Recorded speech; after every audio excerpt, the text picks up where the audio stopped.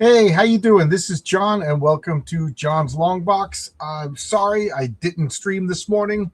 My phone just stopped working, so when you log on to StreamYard, you have to go to your email and get a code. So without my phone, I couldn't get into my email. So I just had a big old problem, big old hoo-to-do.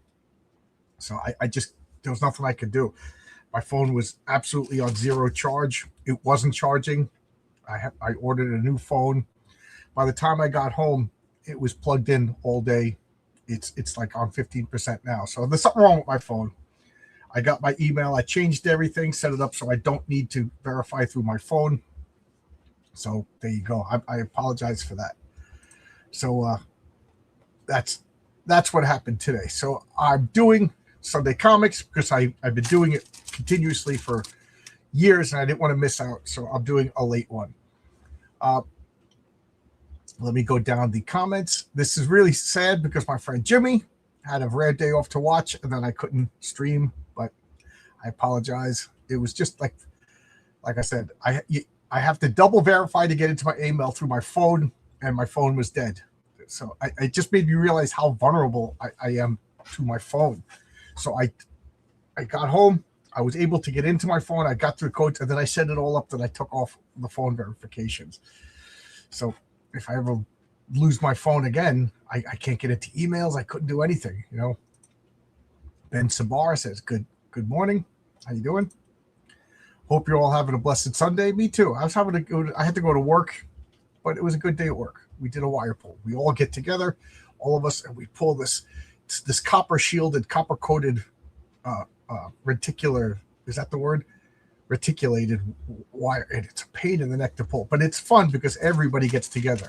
We all get positions, goes up 3 floors, talk with radios, and everybody pretends they're commandos. It's fun. I enjoy wire pull days at work. We usually do them on the weekend, so that way we're not interfering with anybody else.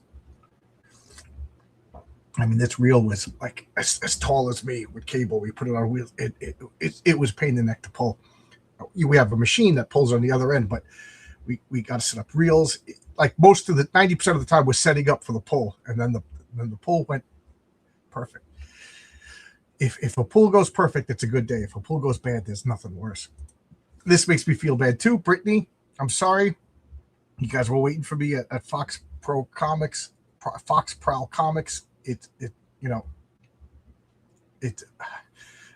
Like I said, I just realized how vulnerable I am to phone. My phone wasn't working, and I couldn't do anything. Couldn't do anything. Phone's been charging all day long. It's up to 15%. So like my new phone's coming tomorrow. But I went in, I got home from work, took a shower, and then with the 10-15% charge, I was able to get into my email and reset all of everything, so I don't need to double verify on my phone. It just made me realize how bad how dependent we are onto this phone. No, it wasn't. I was up early. Which made it even worse. I was up early, ready to go. I tweeted out that I was going to be, if you saw on Twitter, I gave my hour notification. That's what I normally do, an hour notification. No, I didn't. Daylight savings. Everybody's saying hello. It's okay. Didn't get, yeah. I'm fine. I'm fine. Yeah, Jimmy texted me, but I didn't see the text until just now. Everybody's catching Z's. Nah, like I said, I was up early. Yep, that's me posing. That's me in the corner, posing, losing my religion. And here is Heroic Tales 2, still available. So let's check out my comic. So this is X-Men. Should I filibuster a bit? I don't know if anybody's even going to show up, but I will consume a Twinkie. And I will have a sip of coffee.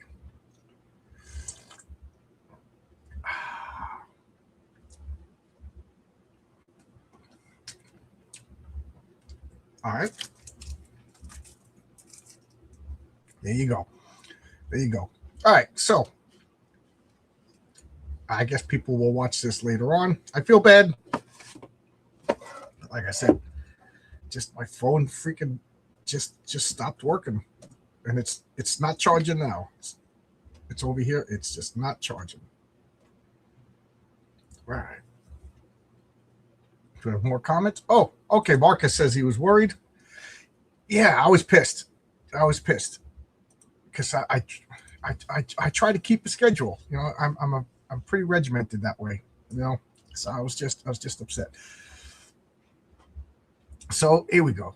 All right, some people file it in, and I know it's odd time for me on a Sunday, but I apologize. Hey, Matt's here. How you doing, Matt? How's it going, Matt Barr? Can't wait to see Rock and Roll Ninja 2. Phenomenal artist. I want to see some Soaring Eagle. As I choke to death, hold on to everybody. Let me take another sip of coffee. Delicious Tim Hortons coffee. All right, so this is the second issue of the Proteus story in the Chris Claremont, John Byrne, Terry Austin. And I make sure to say all three of those guys because it's John Byrne, Terry Austin, Chris Claremont, to me, that are the superstars that made it. It's like the Beatles. You know, when you separated the Beatles, none of them did anything as good. They were all good. They were all great, but like, you know, all had careers on their own. But the Beatles, it was something about like you take calcium, you take sodium, right? And then it becomes salt. You take oxygen, you take hydrogen, it becomes water, something completely different than the sum of its parts. That's what this team is. Although I people get mad when I say it, I'll say that John Byrne, to me, had the most illustrious career after he left. You know, he went on to do Fantastic Four, Namor, Alpha Flight, Next Men, OMAC, Superman. Jeez, how did I forget Superman? And I know there's others that I'm forgetting. Did I say She-Hulk? But like, he did a short run on the Hulk. Everything he did, it was gold. You know, I hate to say Chris Claremont, but like once he left the X-Men, you know, that was kind of stagnation. I don't know. I'm trying to be nice because I like Chris Claremont. Jeez, look how bright I look, but we need to see the comic. All right, so let's get in the comic. So this is the comic that I got off the shelf. You can see it's kind of beat up. And you can see what an idiot I was. I drew dots, pupils into Storm's eyes because it just bothered me that she didn't have eyeballs. I drew them here, and I drew them up there, making this comic that's, you know, a $100 comic basically worthless. So we got Storm fully colored. Proteus is this white silhouette. Then everybody else is just green. Why green? Why? Why not? Why not? Because they're in the background. They're just there to show how distressed they're looking at Storm. Oh, one thing. Why Proteus? Proteus in Greek mythology is one of the sons of Neptune, I think, right? Is it Neptune or is it Ocean? And he has the power to shapeshift. I forget who it was. One of the Greek heroes had to grab him and hold him. And if you could hold him, he would give you information. And he shapeshifted into like a dragon and then like an eagle and a lion. And the guy kept holding him until finally he gave up. And he gave the information. Was it Odysseus? I forget who it was that held Proteus. But Proteus means shapeshifter. You know, that's Prody from the Legion of Superheroes is a blob of goo that can change its shape. So he took the name Proteus. He explains it in the book, but I don't think he does it. I don't think it's a good name for this guy. You'll see. But anyway, let's begin. Just look at this. Again, nobody draws Storm like John Byrne, right? Does anybody disagree with me? I mean, look at that. Just glorious. So we got, at this point, look at the comic, look at the chat. Look at the comic, look at the chat. Omnipro, glad you're doing good. Yeah, it was, like I said, for those of you who just came in, my phone just stopped working. Yesterday at work, it drained really fast. And here's a funny thing. So when I came into work today, my partner said, "Is your phone acting funny?" I said, "Yeah." He goes, "It won't charge." I said, "Mine won't charge either." So I wonder if is there a signal at the airport? Did they do something? I don't know. And now it's charging super, super slow. So last night I was like, whatever I did, I couldn't get my phone to charge. So because my phone was dead, I couldn't get the text. You know, when I try to get into, when you go to StreamYard, it sends you a code to your email. When I go to my email, it sends me a code to my text messages. I couldn't get into my text messages, so I couldn't get into anything. So I was just like, I don't know what to do. I was firing up my iPad, going, I was doing all the other checks to get in, but without my phone, I couldn't. You can see another Twinkie. Without my phone, I couldn't get into anything, and it really made me realize how vulnerable we are to our phones. You lose your phone, it's like you lose access to like your banking, everything. So I reset all my emails, and now I got to redo all my banking and stuff like that. So it's not just super dependent upon my phone, because if that gets crushed, it's going to take me a couple of days before I could get into any of this stuff again. All right, so that's the story. All right, so let's check out the comic, The Deadliest Mutant Alive. I love that splash page. I love that splash page. So this down here is called the Indicia. This is all the legal stuff. So it's November 1979. This comic came out. And let me know in the chat if you probably see this later, because nobody's watching this now because it's just coming out of the blue. If you've never seen this comic before, let me know. And if you've seen this comic before, did you get it in a collection? Do you have like an extra floppy, or are you an old timer like me that got it off the shelf? Just curious. So this is Chris Claremont and John Byrne, writer, plotters, penciler. So that means John Byrne was helping with the story. Terry Austin, inker. Tom Wojciechowski, letterer. Glennis Wynn, colorist. Roger Stern, editor. And Jim Shooter is the editor-in-chief. So last issue, if you remember, Proteus, who is Mutant X, who is the son of Myra McTaggart, which is pretty cool because Chris Claremont introduced Myra McTaggart. Her backstory that we know so far is that she's an ex-lover of Charles Xavier, and she started out as their housekeeper. And then quickly, so it makes me think that she just started out as an ex-girlfriend housekeeper, and then all of a sudden she becomes a mutant researcher. Like, why would a genetic mutant research expert take a job as a housekeeper? You know what I mean? And now she has her own mutant research facility over in Muir Island in the coast of Scotland.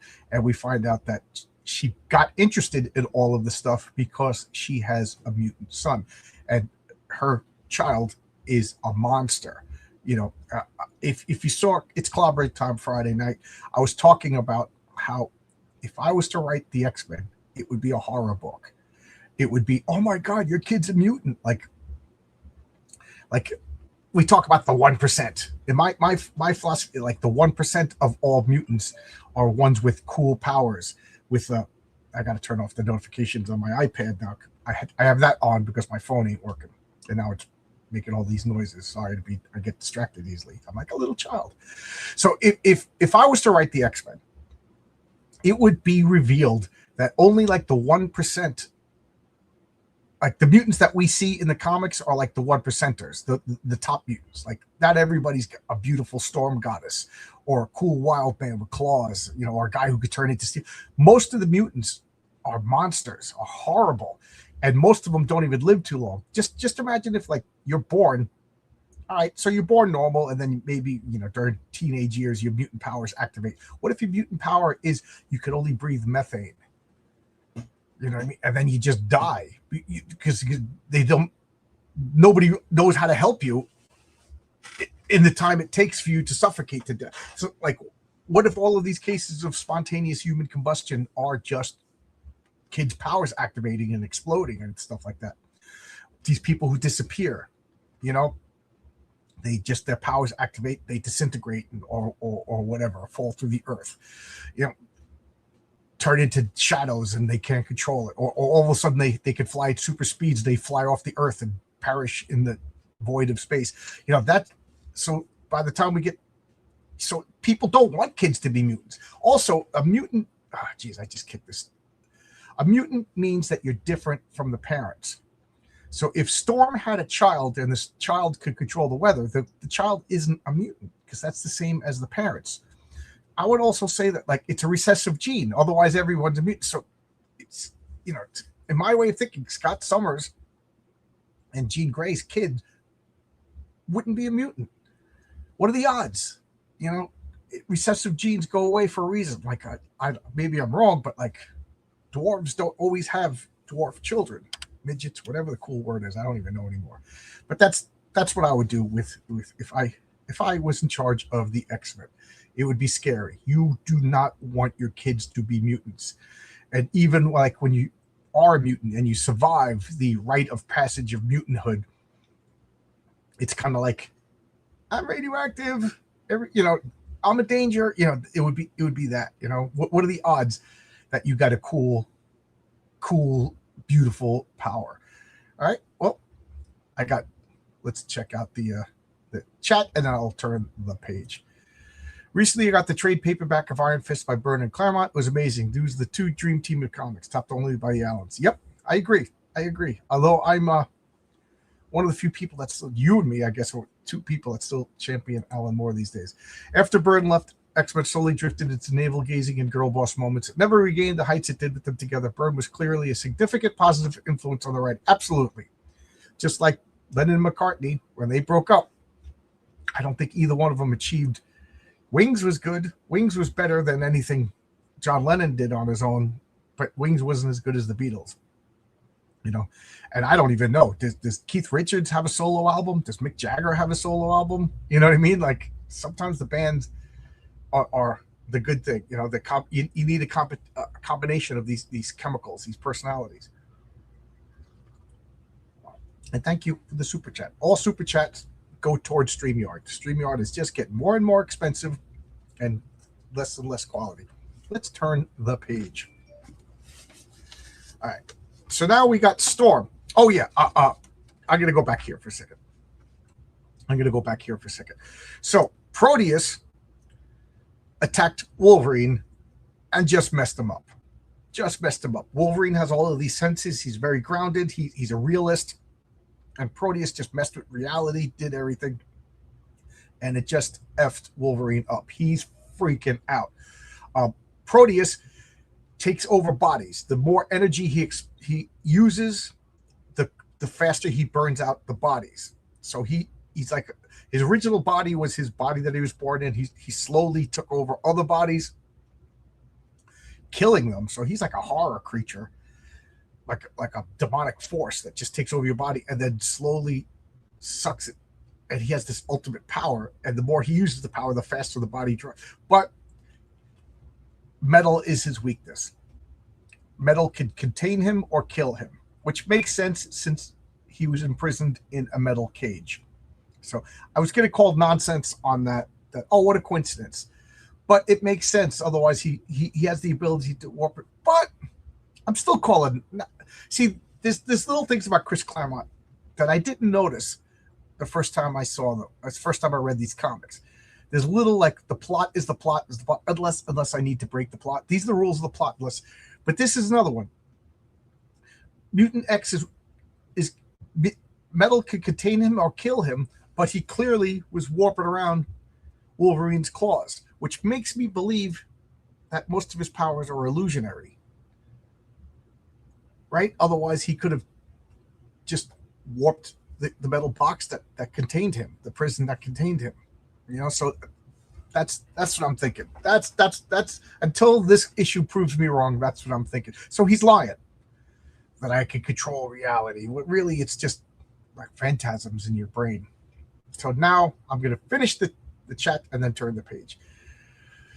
RNTNT is talking to, there were decades at the time. Hey, Brian Bow is here. Brian Bow is the creator of Wolf and Batsy, a wonderful, wonderful comic. One of my favorite independent comics. Check it out. The 13th issue just came out, if I'm correct. I think he's working on 14 right now. I think he's working on 14, 15, 16, if I'm correct. I think he's doing like a 3 or 4 part series. So either they'll come out all at once or rapid fire succession. This guy does it all. Writes, draws, inks, letters, colors.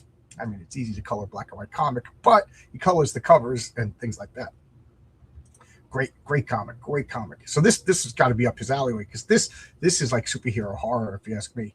Tony Grigo is here. How you doing, Tony? Tony's always here on Friday nights for It's Clobber Time, and it's better for having him. It's better for having him. So now I'm going to turn the page for real. All right, so Wolverine is freaked out. Nike. Oh, and then Nike. So Proteus, his body is burning out, and he's trying to take another body. He can't take Wolverine because it's filled with metal. He's got the adamantium bones, which I think is the first time they referenced that he had an adamantium skeleton. I'm trying to pay attention to all that stuff, and I think that's the first time they referenced it. And Nightcrawler, he can take over, but then he can't blend in with humans, which, again, then he can't control reality. You know what I mean? Maybe he can't manipulate his body, kind of. So, I could have killed you, but I didn't because of metal and because of your appearance. But Storm is she's young, she's healthy, she'll be a good battery for his demonic power for a long time. So look at this. So Storm is thinking. Right here in this panel? Storm is thinking, and she's bringing us up to speed. So Mutant X is an energy creature. He needs a physical shell, a host body to function effectively. He wants mine. Perfect. Brought us all up to speed. Everybody goofs on Chris Claremont for being verbose, but he does what he needs to do. Every comic is somebody's first comic, was the philosophy at the time, and he brought us up to speed in one thought balloon. I'll die before I let him possess me. I'm hurt, and my Gale isn't stopping him, but if I stay here, I'll be at his mercy. So she goes to fly, and he warps reality, so she doesn't know which end is up. So I'm starting to lean towards it's like illusions and trickery, maybe messing with her equilibrium. So she gets, she's flying, and then dirt hits her, and he's like, excellent, she's subsued but undamaged. So he doesn't want to hurt her, because if he hurts her, then his host body is hurt and wounded. So he's like, if I take her power, I'll be invincible. So come on, Wolverine, we got to stop her. I want to, but I can't. Now, we'll find out why he can't later. He can't move. And then all of a sudden, a bullet. A bullet just missed me. Now look at his body's burning out over here. This is a cop, a Scotland cop that was taken. He goes, a sniper, but where? He goes, Kirsten, she's unconscious, but the storm she created still rages. I can't see a thing around me. So why doesn't he use his reality powers and change the storm? Because he doesn't have reality powers. The only way to me that this story makes sense is he has illusions. Very strong illusions. Illusions so strong that they mess with Wolverine. But as a kid, I was like, I didn't think of that kind of stuff. I mean, supervillains lie all the time. Why not? So he lied to make himself seem more powerful. So because if he could control reality, bye-bye Storm. But he can't. He does these, I'll call them psionic illusions, which means phantasms in my role-playing game. And also, as an aside for villains vigilantes, if you have the weather control power and you stop controlling the weather, there's a random dice that you roll to see how long the storm continues going, so it could do other damage. So when you're not controlling it, there's like a little randomizer for the storm to do damage. So this is just perfect. She's unconscious, and now the storm is let loose, not being guided by an intelligence. So boom, boom. And here's another limitation. For my reality warping powers to be effective, I must be in visible contact with my target. Why is he saying that out loud for people to hear? More bullets, they're metal, and metal can destroy me.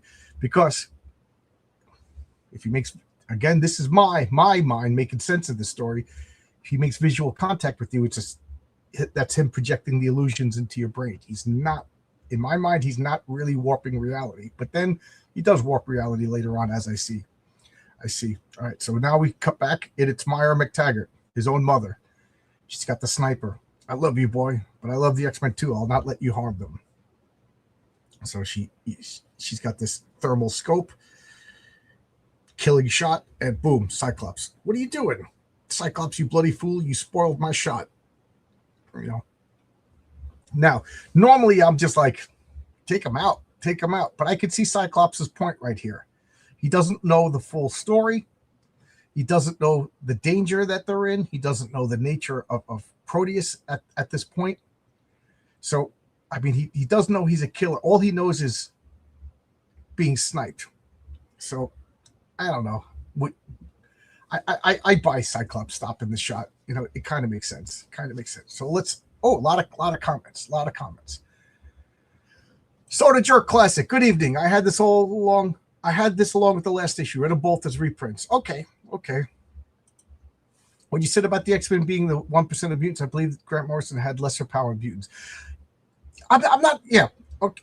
The X-Men, they're the top tier, but I'm talking like a benevolent, cool powers have got to be the 1%. Okay, like Beak, right? That was a Grant Morrison. He's just a guy with a beak face. You know what I mean? Things like that. What if you're born, you're just a slug? You're in a human slug. You're not going to be in the X-Men, and you're not going to have a good life. You're the equivalent of carnival freaks. And then I'm talking about like mutants with like detrimental powers, like they need to breathe methane, and then they just die, or they have energy powers that they can't control, and they explode. Like that would explain like spontaneous human combustion, and people gone missing. Like I think I turn invisible, and the person basically fades into another dimension and gets lost. Or they teleport under the ground. That's it would be like parents are like, pray. Like nowadays, if this is what being a mutant is, wouldn't you be like praying that your kid was a mutant? Oh man, my kid's gonna have a 600 level IQ, lift tons, every time he dies, he's gonna come back from the dead, travel to other planets. There's really no drawback to being a mutant in this. Like I think mutants should be scared and feared for a reason, But I read the Grant Morrison run, but I on eBay I bought them all in a long box, and I just binge read them. And whenever I binge read things, I don't remember them as well as when I read one, think about it for a little while. To be precise, Grant Morrison created freaks and geeks without extraordinary abilities built in, but they were classed as mutants. Yeah, like I remember he had like one guy who just had translucent skin, the guy with the beak, things like that.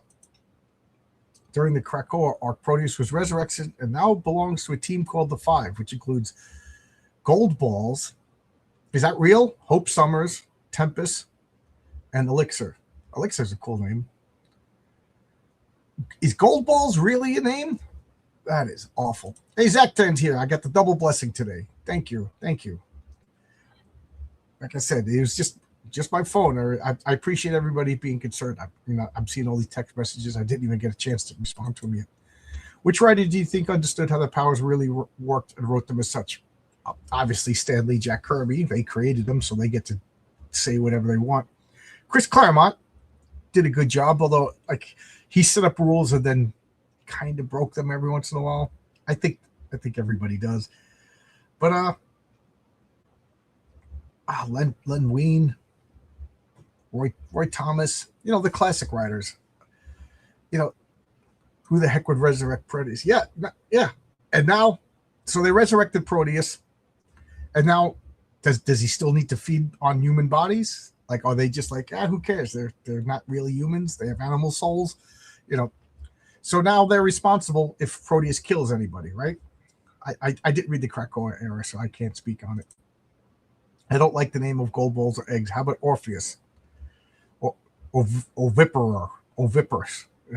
I don't know. Gold Balls? That's really a name for superhero comics? Oh, how the mighty have fallen. Let's turn the page. Oh, no, we got a Shmoo. We got Aquaman. Oh, no, that's Flash Gordon. Fred and Barney meet the Thing. And here's Fred and Barney. Johnny Quest. Jetsons. It's cool stuff.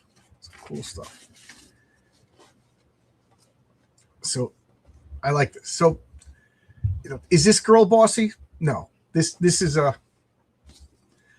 Cyclops taken by surprise because he just doesn't expect this. He knows Myra McTaggart. So like he wouldn't expect her to be violent. So he gets her with the gun, but right in the stomach as he's talking. So man, that knocks the wind out of him. And then he bangs his head on a rock. He goes, no time playing by your rules. I can't afford to argue. Boom. She takes out Cyclops. I buy it. You know what I mean? Like you don't expect that. You know, his guard's kind of down. He's alarmed. He also dealt with Proteus last issue. Now the cop's like, I got to get out of here. You know, the Storm's going. He can't find Storm. You know, for the few seconds I'll need to possess these X-Men, I'll be completely vulnerable. The risk is too great. Better run and hide. So they're giving him lots of weaknesses. So Myra, she's not a bad guy. She checks Cyclops, make sure he's alive. He goes, oh, you're going to have a goose egg on your head, but I got to get out of here. I got to go get him. She's responsible. She feels responsible for her son's behavior. Now, she's not, but she feels responsible. And then we got this glorious panel. We got, X-Men driving in these Jeeps. Jean Grey just flying above. Phoenix, just great. Look at this. These great costumes, this great coloring. You know, it's just comics at its best. And I just realized it's a little tilted. You know, it's just so good. You know, so what's going on? They're regrouping. Banshee, remember Banshee lost his powers fighting Moses Magnum. So he's acting as a medic. You know, it's kind of subtle here, but Cyclops has his back to Jean Grey. He's a little doesn't know how to process his feelings for it, which is all grist for my story of Cyclops has been manipulated by telepaths his whole life. That's my fan fiction. Wolverine's freaking out. Colossus is over here concerned. And then my favorite is Storm has her top kind of removed as she's being bandaged by and Nightcrawler's sneaking a peek. So is Havoc. They may be mutants, but they're men. You know, that's a nasty sprain, or your arm will be useless for the next few days. And I love that. It seems that the wounds and damages last a couple of issues. I like that. It gives tension, it gives drama, you know, to see that these wounds, battle damage, battle scars last for a little while. And now Cyclops is over here thinking, Wolverine, you know, something happened, shaking so badly. He's close to breaking. If he doesn't snap out of his funk, it'll be permanently gun shy. So this was what I always liked Cyclops. This is what made me really like Cyclops. And, you know, Wolverine's going to be gun shy. And for Wolverine, that's a fate worse than death. Now, Cyclops doesn't like Wolverine. Wolverine doesn't like Cyclops. They respect each other. But Cyclops wants the best for Wolverine. And he knows this is torture for him. So he comes up, he goes, you've been pretty quiet, short stuff. And Wolverine's shaking. I got nothing to say. Cyclops, leave him be. He's been through a lot. You know, and Nightcrawler's a buddy. Leave him alone, man. He's suffering. And Cyclops just goes, yeah, I think the run's faking. Uh-oh. And now we got some more. Proteus versus Lee. Who's Lee? Proteus versus Mad Jim Jaspers. Who wins? I think Jim Jaspers way more powerful. That's what I think. He's got less weaknesses. Hey, we got Georgina Floyd. What are you doing in the chat? You know, don't let Lord Raptor Jesus know you're here. I don't want trouble. I don't want trouble. Here's some coffee for you. The thing about Georgina Floyd is she's so beautiful, she takes your breath away. I can't breathe when she's around. Make sure Cyclops isn't possessed. Okay. I think, you know, Cyclops can't process his feelings. He loved her, and then he was saying, I don't feel as bad as you know, I don't understand. Why am I not freaking out? Is it because he's just so insulated with his feelings because of his powers and his will? Or is it because he's not being telepathically manipulated for the first time in his life? And now she's back, and he doesn't know how to feel. Evening all. We got Ben Savar, voice actor. Cyclops trying to be nice while Nightcrawler is trying to be nice while Cyclops is trying to give him tough love. Yes. Nightcrawler doesn't understand what Cyclops is doing. And Cyclops is willing, like he said, the tough love. That's a good way to describe it. Earlier, I was going to put Proteus versus Legion. Who wins? That's a tough one. Give me time to think of it. That's a good clobbering time. That's a good one. Mad Jim Jaspers destroyed whole universe. He's a ridiculously powerful, monstrous character. Nobody wrote it correctly except for Alan Moore, who invented him. Same with the Fury. Okay, there you go. I kind of agree with that. Let's look at the next page. We got ads. We got bubblegum ads, finger football, comic conventions, a lot of good stuff. High school rings, self-defense karate. And I can't seem to turn the page. So Cyclops is going all jerky over here. Are you crazy? You weren't there. You have no idea what Proteus did to him, both of us. If it's so terrible, how come you're on your feet while your psycho playmate is shaking so hard he can barely speak? He's either faking or gutless. Stay out of my way, Nightcrawler, if you know what's good for you. So Nightcrawler, yeah, he's just act like a jerk. And then he goes, we've locked horns from the beginning, Wolverine. It's time things were settled. That is, if you're not too scared to fight. And he just throws coffee in his face. Bub, the day I'm scared of you is the day I better lay down and die. That's the spirit, pal. Here he comes. No subtlety. He's just head-on attack. So Cyclops is already figuring it out. He understands the way he fights. Cyclops steps out of the way. He's incredibly fast and strong. I've got to time my split second and make it. And I got to time this with split second timing, make it perfect. So Wolverine comes out of without the claws. You're the man who's going to replace me as the X-Men's leader. Wolverine, don't make me laugh. I don't intend to try. I'm just going to do what I do best. So now Wolverine is just going for murder. This is stab, man. You know, you're slow moving, shrimp, like you're half asleep. And then Banshee, everybody's freaked out. Banshee's like, they aren't active. They're going for real. Colossus, get in there, break it up before those bloody fools get themselves killed. Colossus like, at once. And then Jean Grey, Phoenix. Peter, stay where you are. Cyclops dealt his hand, let it play it out. Right? Good girl, Jean. Before I started this, I let her read my mind to cue her into my plan. She's my ace in the hole if things go wrong. Hold your pose, Colossus. I love this. This is something, I don't know. Do they still play this up? That Cyclops is a master strategist, and and he can use his eye beams. He's like the ultimate pool player. So he fires ricochets off Colossus. Boom, hits him in the back. Pathetic, Wolverine. You're fighting like a Cub Scout. He goes, I can't slow down the pace. So Wolverine gets hit into him. Cyclops rolls over and then tosses him at Nightcrawler. Just planning. I love this fight choreography. Here, Nightcrawler, catch. Cyclops, whoa, what are you doing? Turn the page. I can't turn the page. There we go. We got all this. Shogun Warriors.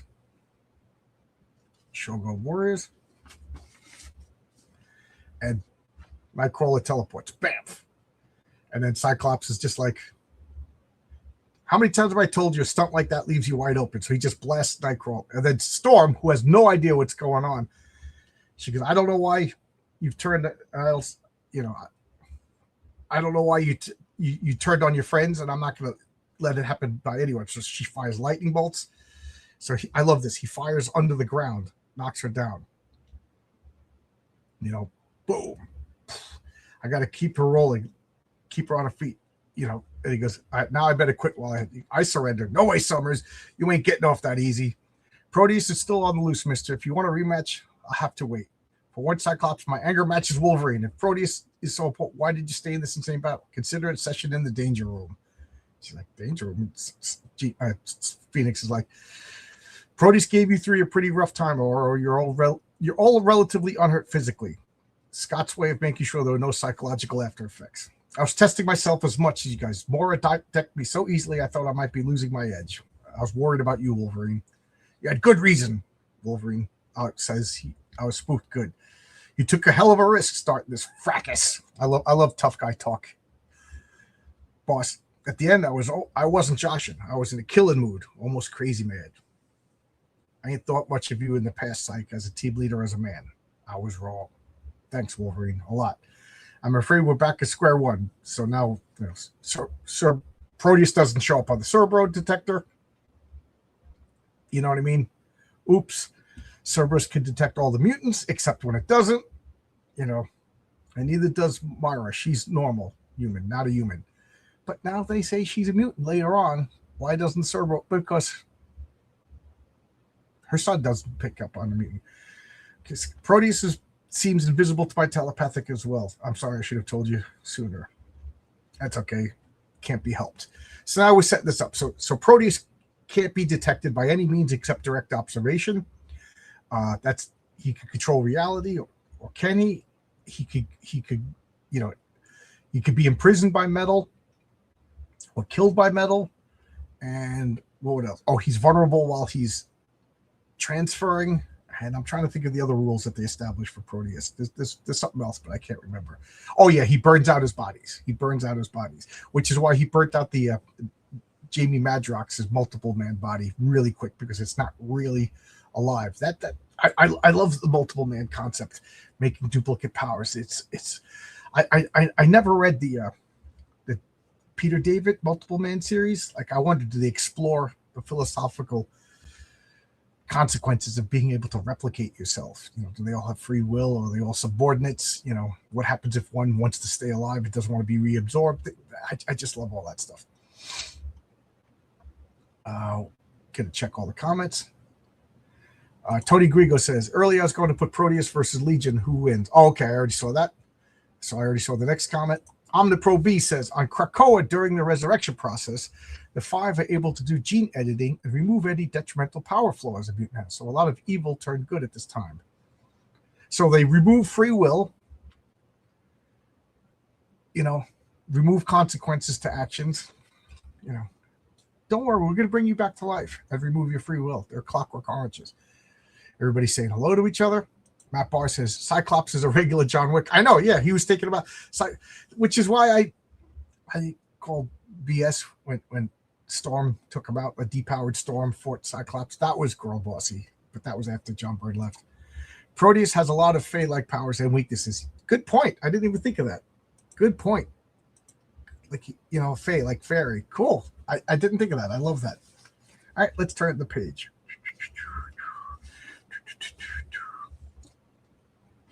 This always bothered me as a kid. So Cyclops, like, all right, again, why is the sky green? Because there's a lot of blue skies in all these other panels. We got the 9-panel grid, a lot of blue. So we need another color to differentiate this panel. Otherwise, blue is overwhelming. So the sky's green. Why? Don't you mind? It's green. So now we got this girl, Jenny Banks. So Jenny Banks has got a flat tire. Cute little blonde girl, you know, and the cop comes pulling over. Not anymore. I hope you get. Oh my God, what's going on? She sees this like undead cop. Do not resist, little one. Nothing can save you now. And Jenny Banks is dead. Her body is only a hollow shell, which Proteus possesses, discarding his old body as easily as an overcoat. You know, the old chauvinist in me. I was like, oh man, young girl, prime of her life. You know, now she's dead. You know. Men are disposable. Even men feel that way. You know what I mean? It's just male nature. We want to protect women. So this is like a gut punch right here. And she drops the body off in the lake. She leaves the cop car and takes Jenny's car. Nice touch here. The soggy shoes, right? Because she's wearing the shoes into the bog. So she, you know, no matter how hard, they're always one step behind me, and for their vaunted power, they cannot keep me from finding the one I hate. Dun, dun, dun. Now we're in Edinburgh. You know, Myra McTaggart's driving home, and I love this. Good evening. Is my husband at home? Mrs. McTaggart. Mr. McTaggart's in the study. Mrs. McTaggart. He's got a butler. Myra, what a surprise. To what they owe the honor. Listen to him, so sure of himself, acting as I've only been gone an hour or two instead of 22 years. So she's still married. Living on Muir Island, must agree with you, my love. You look very well. I'm your wife, Joe, but not your love. Since you're the one, the other doesn't really matter. So why are you here, Myra? Business or pleasure? I need to talk to you alone. So Wallace, go leave. Care to join me in a glass of whiskey? Look at that face, you know. I've seen that face. Half the guys I work with look like that. And I almost turned the page. Oedipal complex incoming. Oedipal, yep. Let's turn the page. This ad that just drives me crazy. I don't know why. Irrational hatred of this ad. so silly. Got a lot of irrational hatred. Oh, that's good coffee.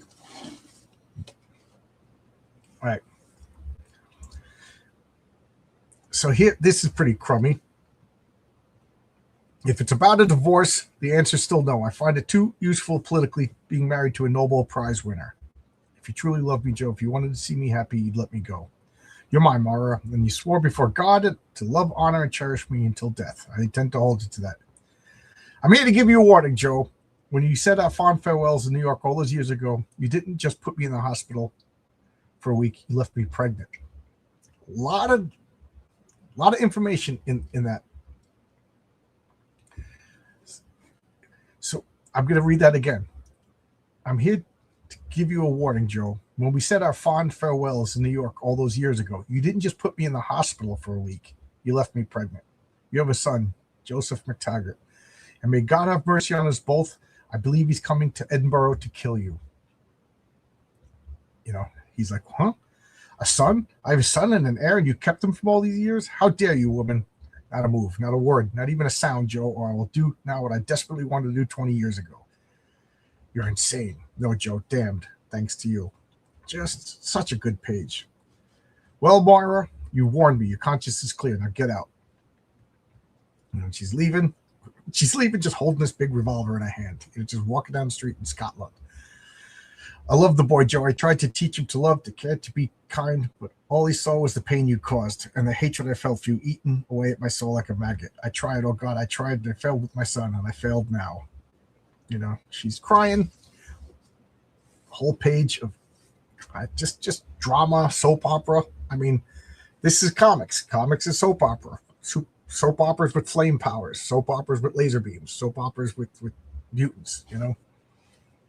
This is such a soap opera page. You put me in a hospital. You have a son. No, you could just see like as the world turns, the camera close up as they turn their heads. You know, this is such soap opera staging. He's turned around. You know, she pulls the gun, and I can't turn the page. You know, we got Stan Lee over here. Marvel advertisements. Look at this. How much was a subscription? All 12 issues for $5. Canada, add $1. And in foreign, add $2. So for $7, if you live in Mozambique, you can get all 12 issues of Marvel Comics. Oh, man, that is just awesome. Where did all those days go? Myra has been to see the one I hate. Again, he has hurt her. Oh, police, this is Joe McTaggart. I'd like to speak to Chief Superintendent Di Thomas. It's urgent. He's the one I sense, a strength of vitality in him that rivals what I felt for the X-Men. Come on, we'll take. Hello? Human. Father. I need you. And then we cut to Phoenix. She's just floating telepathically, sending out like a radar pulse with the telepath. So she's just scanning the city. Jean's power spotted Myra heading for Edinburgh. I'm betting that's where Myra is. Proteus can't be far away. Heaven help us, though. I hope I'm wrong. Then, without warning, she screams. I found Proteus. He killed again. In my mind, I heard the same psychic death scream I heard when he picked up that poor girl up north. Scott, we got to hurry. With each new power, Proteus's power increases. Soon he'll be unbeatable. Another rule. So, Jean, do you wish any help? No problem. Or my telepathic power is handling the load just fine. So she's telepathically picking everybody up. You know, the Storm could fly, Polaris could fly, and she's grabbing Havoc. And Phoenix is telekinetically picking up everybody else. And then Cyclops is thinking, I can't believe this. Myra mentioned that some instinctive power circuit breaker had chopped Jean's powers back to Marvel Girl levels, but now she's carrying the five of us without even a hint of strain. You know, that scream, good luck, Myra, how kind of you to wait. It makes finding you so much easier. So there goes my theory. He literally destroys the house, right? Does he? Do they show the house later? So, you know, which I just can't put my mind to it. I guess I'm too logical. Like, if he could warp metal, how could metal contain him? It just needs some sort of explanation. All right, so the house is stone. Okay, fine. The house is stone. And then she's got a metal gun. The metal gun turns into a snake. Did it really turn into a snake, or does she think it turns into a snake? Like, if he could move metal molecules, then how could he be imprisoned by metal? How could he be killed by metal? I could see he could be killed by metal. Still could be stabbed, but you know what I mean? It's a little inconsistent. Poor gal, lots of subtext. Yeah, very, very, very well written page. Yeah, Jean lifts. Yeah, she's lifting all of them, telekinetically carrying everybody. And then we go to Howard the Duck and Dracula. Blah, blah. Fear front pages. Each issue, each number one on each sale week. So, okay. 2 new all black. Oh, so these are the black and white. So we're going to get the black and white Howard the Duck. I never read those, the black and white Howard the Ducks. I got the comic book Howard the Duck, but I never got the Howard Duck magazine. And I never read the Dracula magazines. I got the Tomb of Dracula comics. Maybe someday. I'm kind of cutting down on how many back issues I buy. I got way too many comics that I haven't read yet. Confused Myra, allow me to. So we're up here. Let me get that on the screen. Let me move my coffee cup. Confused Myra, allow me to lighten you. When I possess people, I absorb their memories, their emotions, as well as their bodies. I know all my father felt. Never have I experienced such passion, such raw strength. This form will last me a long time. He and I are much alike, and you know what? We know what we want. We take what we want. We never give up. And Myra, what we want is you. Yeah, this is creepy, right? The Marvel Comics Oedipus complex. Jocasta, Immortus, and now Mutant X. It is. It's creepy.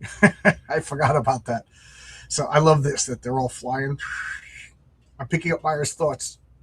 She's badly scared. Proteus is after her. That light show has to be at Blessed Saints. The woman I love is fighting for her life, and Masonic Scream is gone. I'm helpless to do anything. Remember? So, okay, here we are. Poor Banshee. He sounds like he's in agony. Maybe it would have been kinder to leave him behind. Colossus, you lead off the tech. Proteus can't stand metal, so in your armor form, you have the best chance of hitting him. So Colossus turns metal and dives down. So I wondered, did Phoenix propel him down, or is he just dropping? You know what I mean? So he's like a meteor coming at him. His arrival is as silent as death. Boom! The reign of terror is ended, monster. Quite the contrary, Metal Man. It's only just begun. So he turned the gun into a snake. Why can't he do this with Colossus? He made Wolverine's claws all wobbly. So I'm of the opinion that some of his powers are just illusions, and then we're not seeing the house. Is the house still there? Is he just messing with our senses? I don't know.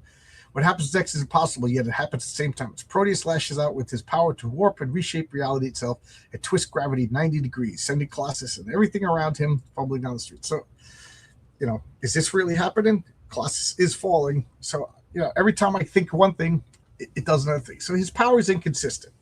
He can manipulate metal, except when he can't manipulate metal. Maybe he can't manipulate living metal. They need to clarify that, because Wolverine's bones aren't natural, whereas Colossus's armor is natural. That's the rule that I'm going to go with. I hate to say this, psych, but this scrape ain't going to be as easy as it looks. More mutants. I'm flattered you consider to be such a serious threat. You realize, of course, that you're wasting your time. Your powers are quite useless against me. Maybe if we keep up the pressure, we could burn out his host body while denying her replacement body. I think we could take him. That's a big if. So Cyclops is coming up with a plan. So he's shooting the beam and they're turning into flowers. That's the best you could do, X-Men. I have nothing to worry about. Unless we bet you've escaped with your lives. This time, you won't be so lucky. You can see he's already starting to burn out. So, how often does he need to feed? I guess it's proportional. Oh, you can't see that panel. I guess it's proportional to how much strain he's under, how much he's, fatiguing himself.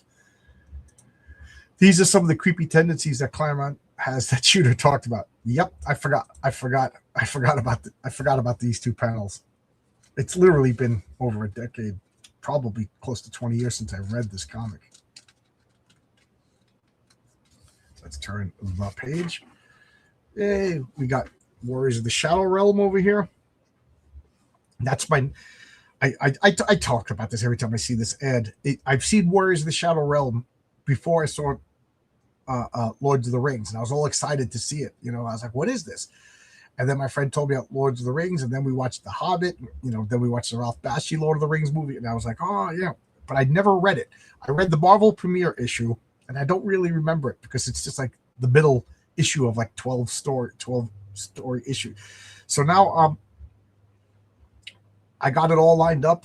When one of these days when I put in another order for back issues, I'm going to get Marvel Super Special 12, and then that'll be everything. I got all the other Weird World. I got it stacked right down here next to me, and I'm going to get, because I thought I was all caught up and I was going to start reading it, but I saw that I'm missing Marvel Super Special 12.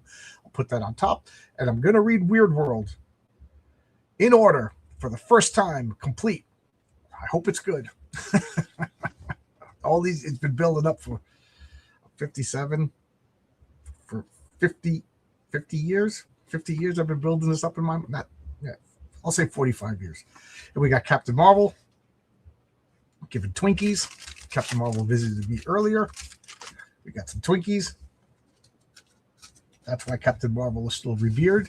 He stayed dead and he enjoyed Twinkies. Brian Bauer, if you're still listening, fruit pies are disgusting. I just want you to know that.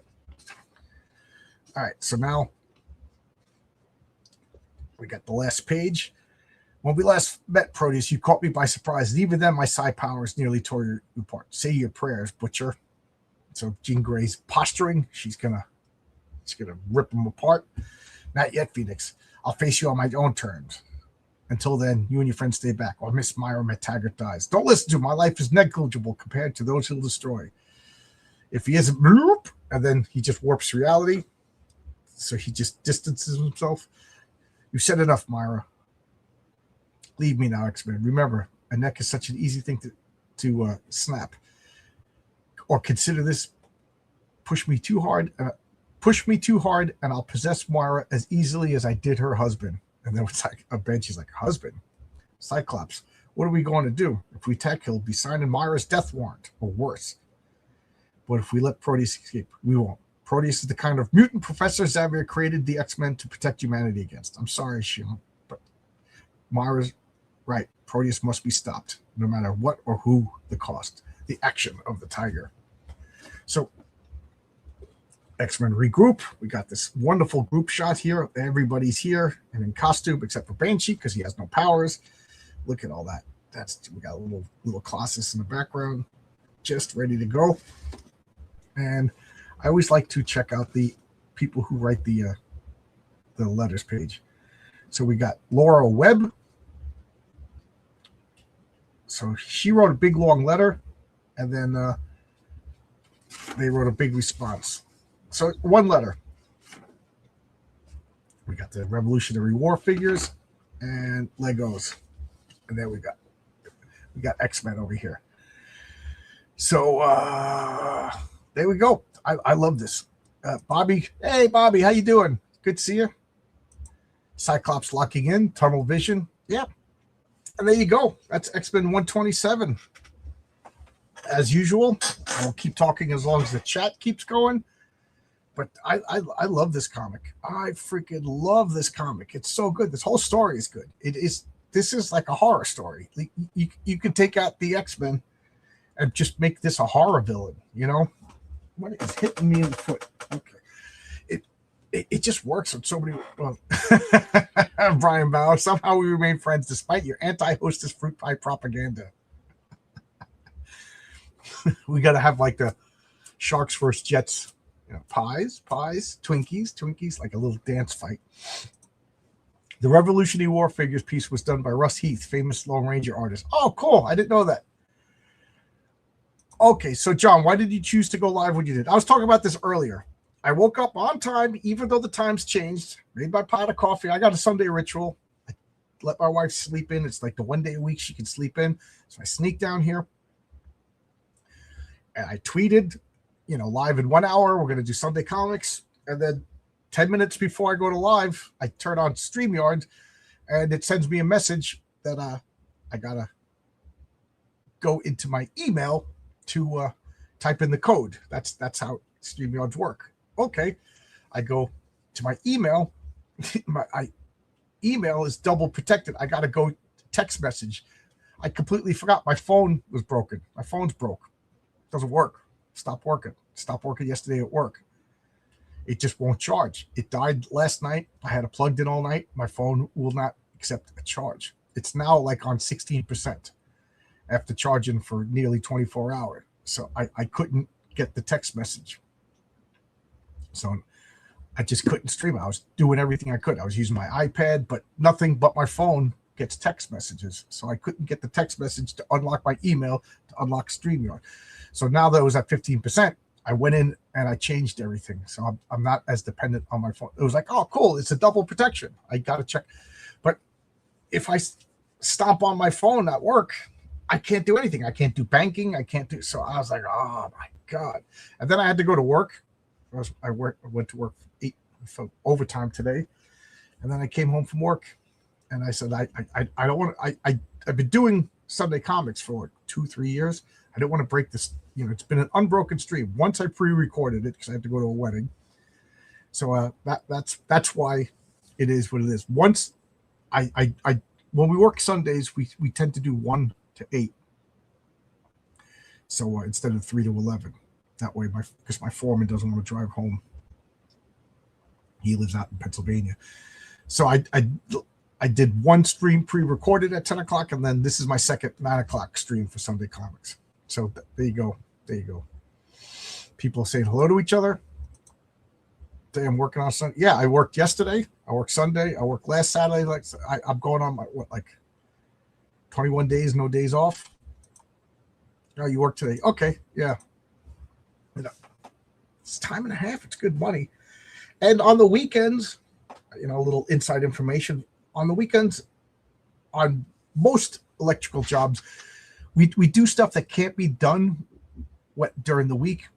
Like there's a million people, it's working at the airport. There's all the trades. Especially Sunday. There's nobody working on Sundays. So we went in, we got this big gigantic reel of cable, and it's copper coated. So it looked like looked shining copper, and it's reticulated. Is that the word? So it's bumpy, it's ribbed for nobody's pleasure because it just makes it difficult. About this thick, and we had to roll it down ramps and everything, get it into place. We put a bar through it, then we put jacks on it, elevate it so it rotates, and then we have like this big rope that goes over these braces down the hallway and then up 2 floors. So we just had to pull it. We have a machine. So, one guy's operating a machine. Then we have guys stationed like every couple of feet because we have these pulleys. We got to make sure that the rope stays on the pulley. There's tremendous amount of force on it. So it's not the hardest day in the world, but the potential for disaster is insane. I've seen walls collapse because these machines just pull these things and rip things out of the wall. Sometimes the rope snaps and the cable could whip back. I've seen a guy get hit in the face and their face gets shredded. Things like not to make a joke. This actually happened. One guy got hit in the crotch and lost his testicles. It's bad, guy. So you're on, but all of us are doing this. So we're working, and it was just as smooth could be. It was 90% of the day was setting this up, and then the cables get pulled, get up, and we got to break everything down, take the pulleys down, and put everything away, and then come Monday we could strap down the cable because it doesn't matter if we do that when people are around. The dangerous stuff is already over. But it's fun. It's a fun job. Everybody's there. Everybody's joking. Everybody's busting on each other. And then all of a sudden, you turn on that machine and everybody's quiet because we all know things can go bad. It's a fun, cathartic day. I like wire pulls. So, yep. And I can't complain about the money. Are you still doing that Caves book with Matt Bow? Caves? I don't know anything about Caves. I'm doing a sci-fi humor book. I sent them the script. I got 3 more stories that I'm in the process of writing. One of them I'm almost done with. But I didn't know anything about Caves. That sounds real interesting. It is interesting. It's just me and my wife in the house. When I come home, I tell her about everything. My wife knows all about electrical work. She used to tell the story. She was in a mall with a coworker, and there was guys setting up a mill. What that is they have a machine. It's called a pony, and it holds the pipe and it rotates the pipe, and then you put a hub on it, and you have a lever that you got to strap down, and you just hold it down. There's tremendous force on it, and it threads these pipes. And she was explaining to her friend what to do, and the guy was like, "How do you know all this?" She's like, "Oh, my husband's an electrician." They're like, "Oh, they were electricians too." Poor timing. Sorry to those guys. Yeah. It's been years. Like, I'll never forget my second week on the job. I still wince when I think about this. We have something called a knockout punch. And what it is you drill a hole in a piece of metal, whatever you're trying to knock out, small hole, and then you put this plunger into it, and it's got like a metal cup, and then it's got a hydraulic thing on it, and then the other side you screw in another metal cap, and then you pump, and they compress, and the sharp edge cuts into the cup, and it knocks out a hole. Tremendous. And you just pump it. So I'm pumping, and this guy's holding it in place because you got to be exact. And the die broke. The metal cup just snapped and hit him right between the eyes. Boom! Blood everywhere. 2 black eyes. Knocked him unconscious. Oh my God. And that was the very first time I ever used the machine. Turned out the hydraulic pump was defective. There was a big investigation. I was like, oh my God, I hurt somebody. Oh my God. My second week in the business. Oh my God. I never saw that guy again. He must have got a lawsuit and got out. He was older. Not that makes it okay, but you never know. You never know. Yeah. One guy I was working with, now we're talking horror stories at work. We were putting in, not me, I wasn't even at this job, but it was an ex-partner. He was a little panel like you have in your house, 60 amps. Your house is 200 amps. This was 60 amp panel. So, a lot of office buildings, like skyscrapers, they'll have like thousands of amps going up in the center, and then they have a main panel with like 400 amps, and then they have little. So, like your little candy store has a panel of 60 amps. He was just putting the cover on, dropped it, it exploded, and it burnt his face. His face, his arms, his chest, his clothes were on fire. And he was put into a medically induced coma. And when he went down from the hospital, his wife, every night he had to get into a tub, submerge in the tub, and the wife, basically with medical Brillo pads, had to scrub his face. He had to take painkillers. He was just like screaming. The wife was crying because you have to scrape off the scar tissue, because you have to, with electrical burns, you have to heal underneath and heal up. Otherwise, your body heals the scars. Nowadays, he looks absolutely fine. You would never tell. But he went through like 3 or 4 years of absolute hell. Oh, there were caves and heroic tales. Oh, okay. Yeah, the patriarch stories are going to be Renzo. Yeah, Renzo does the patriarch. Like, I kind of have all the characters assigned to an artist. Marcus is doing the public eye. Renzo is doing Mary Sue and patriarch. Stippling Vaughn is doing the printer's devil. Why am I blanking out? Luke Stone is doing the sleeper agent. So I did I? Yeah, that's that. Yeah, I mixed up. I meant the tunnel story you're talking about, based on your journeys to the center of the earth. Oh, okay. Now I see what you're talking about. Okay. Matt, you still in the chat? Matt was going live one day, and that was a Sunday. I was working Sunday, and that was when I was working on the tunnels. But that particular Sunday, I was working in a hospital. Believe it or not, the tunnels were for the hospital. So we were in the electrical closet, and we had a break. So we had to sit for an hour while they were turning off all the power. It's a hospital, so you can't just turn off power. They had to double check everything like that. So we were just like, you guys got to wait while we turn off these powers, because we're not working on it live, and we're not just willy-nilly turning stuff. So they had to double check, call the security, call the, whatever. So I was like, all right, we got an hour. So we took an early lunch. And I turned on and I was streaming with Matt, and he was looking at all the electrical piping behind me, stuff I take for granted. Matt was like, let's do a story about that. So I was like, how do I make a story about that? And I thought about it. And I thought about it. And I thought about it. And I sent him a story about guys bending pipe and making pipe and stuff like that. And he likes it. So Matt's busy. Yeah. Sounds painful. Yeah, it was. Have you ever thought about doing American Splendor, Harvey Pekar type stories? I'm not a miserable person. I like that. I got the first 3 issues. I'm going to get the 4th one soon. And I got the DC 6-issue American Splendor story. I like that kind of stuff. I like the Joe Matt realistic, these people are awful people, but I like the movie. I saw the movie first. I'm not going to lie and say I was always into Harvey Pekar. I saw the movie first, and then I went and got back issues. But I don't. What would I tell? My life's not that interesting. But I would like to do like. I have an idea for like a humorous construction called Building Characters.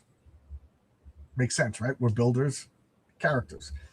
But I just don't. And I have a horror story called The Shaft about people who. It's like a Tarantino story. They find out that if you fall down and it's true, if you fall down the elevator shaft, you get double the insurance money. So one guy has a heart attack on the job. This is me making up a story while working one day, looking at the elevator shaft going, if anybody bumps into my ladder, I'm going down the elevator shaft. At least my wife gets double the insurance. So I was just thinking, guy has a heart attack on the job, and they joke around. If anybody has a heart attack on the job, throw them down the elevator shaft. So they literally do that. And then they get investigated, and they're all afraid that the next guy's going to turn, and they all end up fighting and throwing each other down the elevator shaft. Yo, everybody's yoing each other. Have you ever decided when your Avengers Assemble live will be? I think I'm going to do it. Well, I was thinking of doing it Saturday nights. I streamed last night with Dave Brink, and I had a pretty good audience, and I'm not going to take. I know Yellow Flash is streaming. I'm not going to mess with his numbers if I stream. You know what I mean? So I think I'll do Avengers Assembly maybe Saturday nights. But they say that April 1st I'm going to be back to a normal schedule. So if that's the case, maybe I'll do it like Tuesday nights. At 7 p.m. So I'll do Sunday comics, and then I'll do because. I guess I could do Saturday at 10 a.m. if I really wanted to. I didn't even think of that until just now. Like I could do Saturday comics at 10 a.m. and then Avengers Assemble 10 a.m. What do you guys think? Let me know in the chat. Let me know what you guys think. You tell me. Wow, thank you for showing up. I didn't think anybody was going to show up tonight. I apologize. Everything got messed up today. My wife and I did have a talk about how dependent we all are on technology. Like I was eating, wolfing down some food, and she was like, we should Saturday days just like turn off everything and just, yeah. I was like, I was panicking today. I was at work with my watch already broke. I had an Apple Watch that broke. I'm not spending another $300 on an Apple Watch. That was a waste of money. And then I didn't replace the watch because I always had my phone. And then my phone was broke. So today I drove to work having to listen to the radio like a barbarian, regular commercial radio, like a freaking primitive, listening to the same commercial. There's no good stations in New York. Oh God, it's just awful. And then I'm at work and I'm like, what time is it? And it made the day was fun, but it made the day was long because I didn't know what time it was. I was at the mercy of other people being the timekeeper. It just shows you how dependent I am on this stupid phone, Tony Grigo. John, what is the wildest thing you ever saw underground? And do you think there's any credence to the whole crocodiles in the sewers thing? The weirdest thing I've ever seen was homeless people living in tunnels.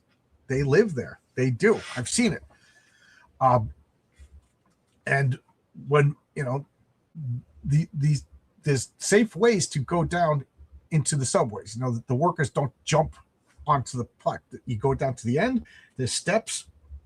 And the steps are recessed, so you're not going to get hit by a train. The homeless people just use them, and then you go into there's abandoned tunnels. There's tunnels that that like have generators in there, and their electrical hubs, and they generate warmth, so they set up in there. You know, they don't get rained on. The police don't bother them, and it's kind of warm. You know, so when we need to go down there, we literally have to make deals with the homeless people. Like we give them like, here's $100. Don't pee on. Basically, it's a shakedown. Don't pee on our, because we bring down these boxes, big metal boxes, and that's where we keep our tools. We're not going to carry huge tool bags every day. You know, we put them in the gang boxes, and then we walk down there, and at the end of the day, we lock them all up. We don't want them covered with pee, so we shake it. You know, we give money. You know, the apprentice will go get cups of coffee, and it's, I gotta say, they take it seriously. They take it seriously. Like, they don't let anybody mess with their stuff. Like, you know, that's it. It is kind of sad to think, like, guys, they're getting warm meal, a couple bucks, you know, for this job's gonna last 6 months. You know what I mean? So they take it seriously. They don't let anybody mess with your stuff. Any credence to the whole crocodiles in the sewers? I don't know. I've never seen crocodiles in the sewers. I do see rats, giant possums, raccoons. I've never seen a crocodile, but I have seen crocodiles in the, oh, I haven't seen them, but I've seen news reports of crocodiles in lakes out in Long Island. There was a crocodile or an alligator, probably an alligator in Massapequa Pond. There was one in another pond, but that's all because people buy these pets, and they're small, and then when they get too big, they just release them in a pond. That's happened a few times in Long Island. I'm sure that's happened in every place. You know, if somebody gets these. I remember the news. There was a guy in the Bronx who was killed by his boa constrictor. He let it live in the bathroom, and it just killed him. And that same guy had a tiger in his apartment, a baby tiger. You know, so you know that whole Tiger King thing, that there is an illegal underground exotic animal thing. It's real. Imagine back in the Civil War days, someone in the next couple towns over, you know, could have dropped dead. You wouldn't find out. Yeah. In my apartment building back in Flushing, there was a guy, Bobby, older guy. He was there. He was an old man, sad guy. His wife left him. His daughter was like poisoned against him. I don't know the story, but I know him, so I'm on his side. Him and his wife didn't get along, and she left and took the little girl and raised the little girl to hate him. I wasn't there, but you know, so it's just a sad guy. He always like, I miss my daughter that I've never seen, kind of thing. And every once in a while, he'd be like, I'm gonna go visit my daughter, and then you see him, it didn't work. You know, poor guy. And then we didn't see him anymore for like a week, 2 weeks. I'm like, I hope he's visiting his daughter. I hope he's visiting. Then it started to smell. And then I'm like, he's dead in there, right? 3 weeks go by, and it stinks. His door's locked. And I'm talking to everybody else on the floor. I'm like, has anybody seen Bobby? Anybody? And they're all like looking at me. I said, so I called the police, and the police came. The cop just came and just went, that's the smell. And they bashed open the door, and he looked like Proteus's corpse, you know, in these comics. Poor Bobby. Bro. I like listening to the radio on the way back from work. Unless the local basketball team bumps the show, I prefer to listen to. It was the first time I'm always in the car. I'm listening to Pandora or whatever station I want to listen to. I'm listening to YouTube. Today I listened to commercial radio for the first time in like 20 years, like a barbarian. You know? I like the radio. I have CDs in the car. I have a CD player in the car, but I don't have any. I should. I still have one of those. What do they call them? Trapper keepers with all the CDs. The Crow soundtrack is right now one of the best movie soundtracks ever. Gets me to work it back in a dark but inspired state of mind. That's nuts. That's a level of destitution. We just don't care what happens to you. What are we talking about? Where's that? We talk about the homeless people. I think Saturday mornings are better. Reminds me of Saturday morning cartoons. Okay, that's one vote for Avengers Assemble on Saturdays. A bit of a shakedown, but at least they hold up their end of the. They take it seriously, you know, because they know, they know city jobs are going to last forever, you know, so they're going to get a year's worth of money. You know what I mean? For doing nothing, for just telling people don't pee on this guy's stuff. There's a story behind the crocodiles thing. It became an urban legend. It's not coming to me at the moment. I'm sure the history of Manhattan, somebody released a crocodile. You know, I'm sure. I just don't know, but it makes for a great story. I saw an episode of Ripley's Believe It or Not back when I was a kid about a Texas lineman getting electrocuted and having his face melted off. He was one of the first people to receive a face transplant. Yeah, that's true. The linemen, they're usually up in the air and they wear rubber boots and they got their, on a wooden pole and they're insulated. But something could happen because you see birds on high tension, on high power lines, and they don't get electrocuted. It's just, the electricity travels the easiest route possible, and human beings are a lot of resistance. Copper wire is easy path. So the electricity, I've been up in a bucket truck and touched the wire, and the plastic fiber protects me, keeps me insulated, so the electricity doesn't, and you can work on it. You're supposed to put a real heavy rubber mat to insulate yourself, you know what I mean? But that's just in case. The problem is if something else crosses the line, like if something breaks and touches it, you're gone. You're gone. And it could be if there's a hole in the bucket and it's resting on a metal bolt, and then another car touches the bucket truck, that'll create like a line to ground, you know what I mean? And boom. So you're supposed to put the rubber insulating around everything. It wasn't me from the future, I hope. Then you showed up on my recommend, you piece of crap. Okay. Nice to meet you too. What the F, John? You've seen some stuff. You live in Manhattan. You live in Manhattan. You work in the city. You see a lot of stuff. John, whatever happened to that old lady used to take shopping every weekend? She died.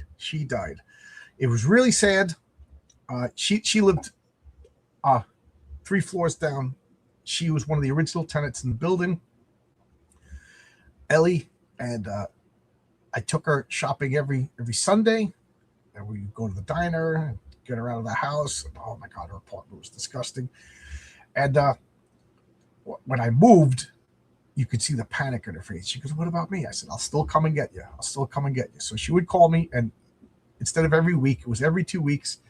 I would drive an hour,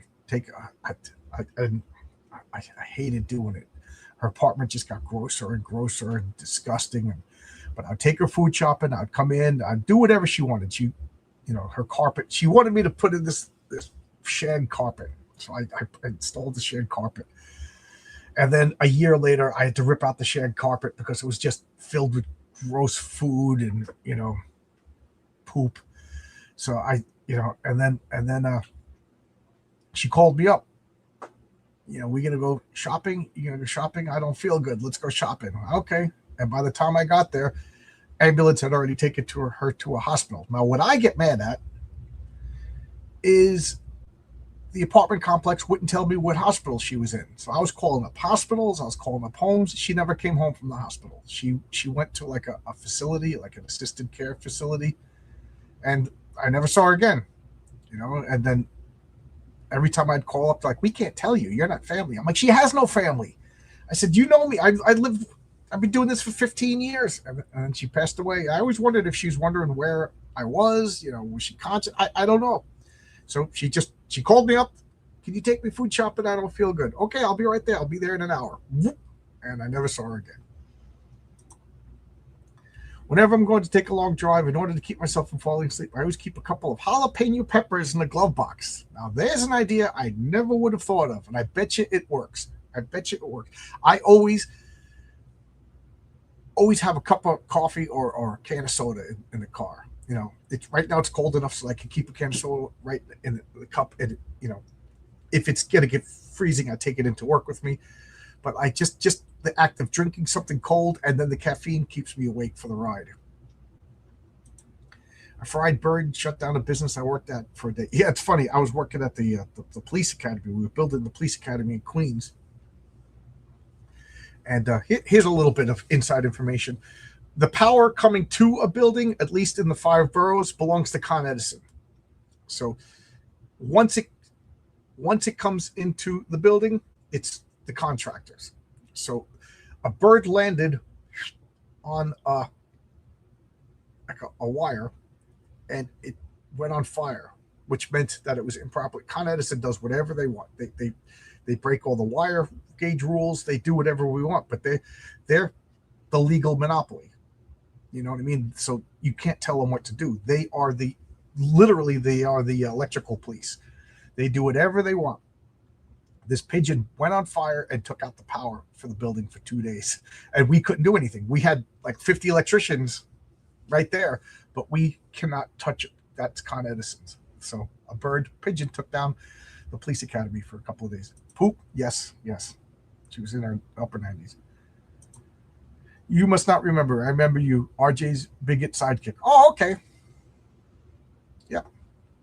I'm the bigot sidekick, everybody. Rest in peace. Rest in peace. Oh, yes, you're talking about Ellie. Tony, try this called Monster. I won't drink those energy drinks. I won't drink those energy drinks. Ugh. First off, they're gross. Second off, they're poison. I used to keep some caffeinated soda in my car, but one of the cans exploded. Yep, that's the price you pay. Rest in peace, bird. Yep, the pigeon. And it was funny because it was in August. The pigeon took that, and it happened at like 6 o'clock in the morning. So we all get to work at 7, and there's no work. The job is shut down. So we get 2 hours. It's called show up time. We get 2 hours pay. And then guys were throwing their helmets on the ground. This is bullshit. And I'm like, well, so I just said, I called up my wife. I was like, honey, because it's only 7 o'clock. She's not leaving. I was like, call in sick. Let's go to the beach. Let's do something. We got a free day. And everybody's like, and I was like, 1 day off is gonna destroy your life. I mean, come on. It's August. It's August. A beautiful day. Go. And my wife's like, I can't take the day off. So me and a couple of guys, we went to a diner. We got something to eat. And then we went home. You know what I mean? The guys were like freaking out. I'm like, what are you doing with your life that missing 6 hours pay? It turned out to be we missed another 8 hours pay because the next day it was shut down. But we got notified, so nobody went to work, so we didn't get the show up pay. But I'm like, you're missing 6 hours pay, guys. Just you're awake. 7 o'clock in the morning. It's like a Tuesday during the week. Go to the beach. Go fishing. Do something.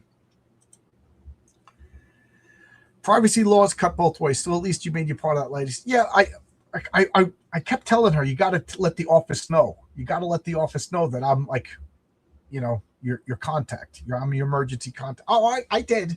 I told them, but she never did. So there we go. I'm all caught up. I'm sorry about the change in timing today. So I don't know what else to say. Looks like the chat. Wait, you're a bigot psychic? How do you get downgraded from main character to bigot psychic? Did you get to spit on?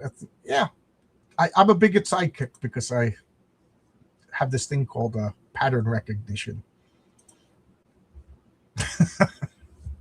What do you want me to say? Notice he doesn't say what I say. He just makes accusations. Doesn't. But that's all it needs. That's all you need is accusations. I'm on YouTube. I'm pissing somebody off. Somebody's mad at me right now.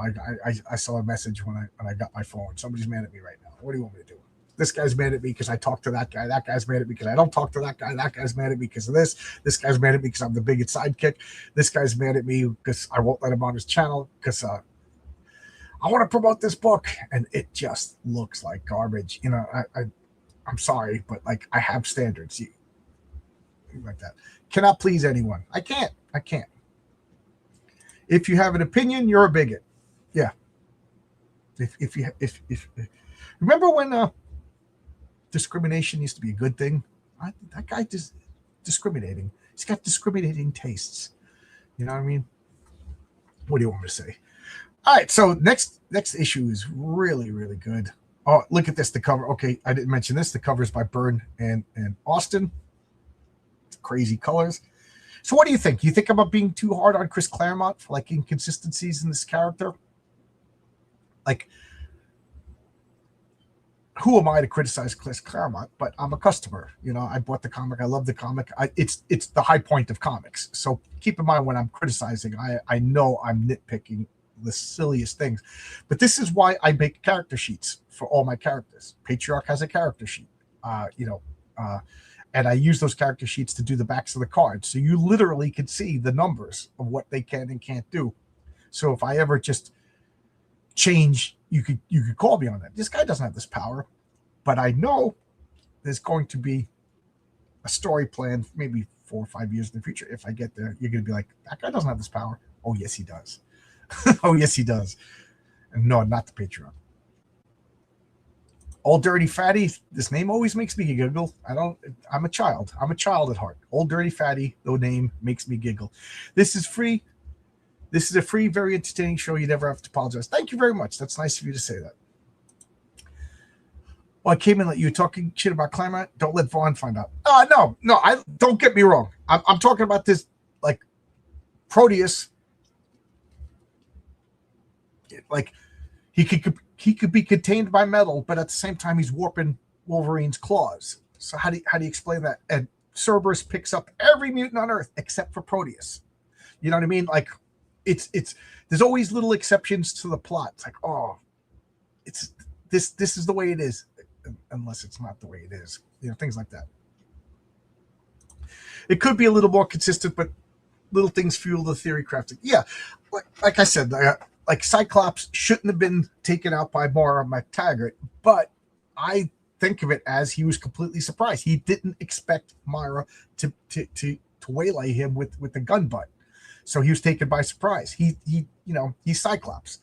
He's a great physical, perfect, trained person, but he doesn't have extrasensory awareness or anything that I'm aware of. He just he shoots force blasts out of his eyes. So he was surprised. Moira took him out. I think she becomes a girl boss like in the Krakatoa era, but at this point it was good. Tony Grigo, I stopped caring about the X-Men after the Outback arc. As soon as Xavier made Magneto into Headmaster, I just stopped really. Yeah, I told you I officially quit. So I started collecting the X-Men with issue 119. And I officially quit collecting the X-Men with 204. But then I went back and I bought all the older X-Men. And then every once in a while, back in like the early 2000s, there would just be lots on eBay, like a lot, like 100 issue run. And I'm like, okay, for $100, like $1 each, people like, I'm getting rid. And then I was buying collections. So I got to get back to the cataloging my collection because about 5 years ago, my computer died and I lost my database of all my comics and I'm up to issue 56. I forget, I'm somewhere in the G's. So I got to go and see actually exactly what I got to finish. And then I broke my neck and I wasn't able to lift boxes for a long time. And then I just fell out of the habit. I'm 56 boxes out of like 120. So I got to get back to that. I know Marcus is the only one who actually likes that that video, but I was documenting it for my own purposes and then for insurance purposes. I don't like Claremont, but for a whole different set of reasons. I agree that X-Men was the high point of comics, but it was more Byrne than Claremont, given how the book slid after he left.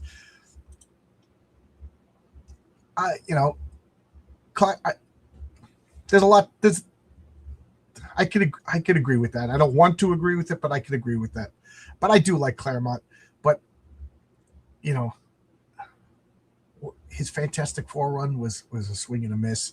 His Generation X run was a miss.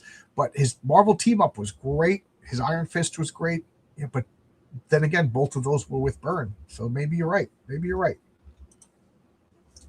I haven't kept up with anything in years. I've been reading back issues for years. Apparently, Cypher is more powerful than Galactus. Oh, that's good. The ability to read languages makes you more powerful than Galactus.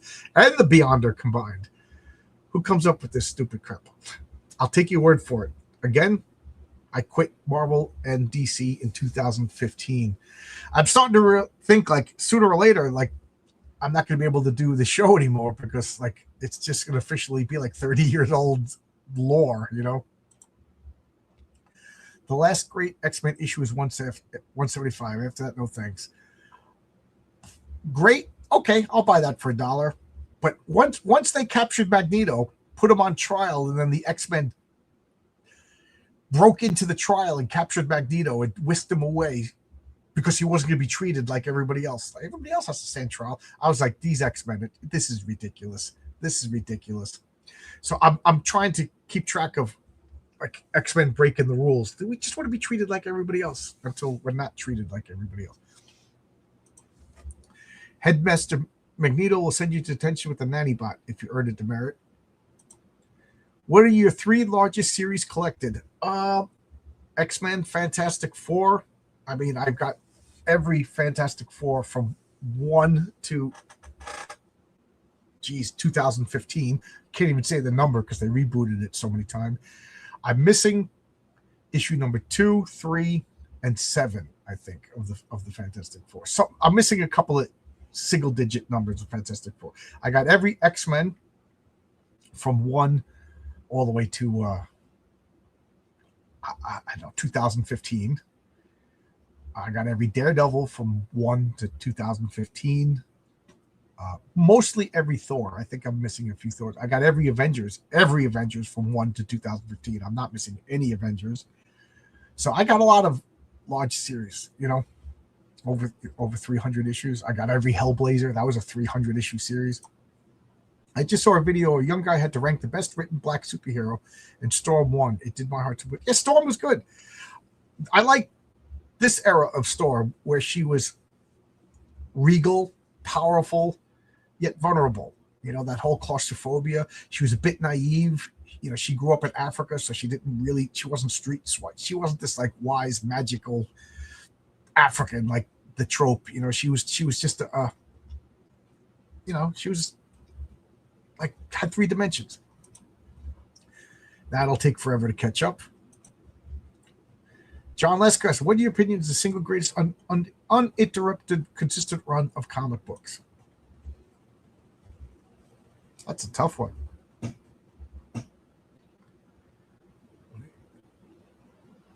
Walt Simonson's Thor? I'm going to go with Walt Simonson's Thor. That's the first thing that popped into my mind without really deep diving. Walt Simonson's Thor. Granted, I'll occasionally buy a new issue if there's a cool cover or if I know the artist, but that doesn't count as keeping up.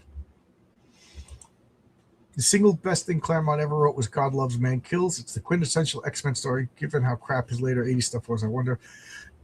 It's funny because I have a copy of it right here.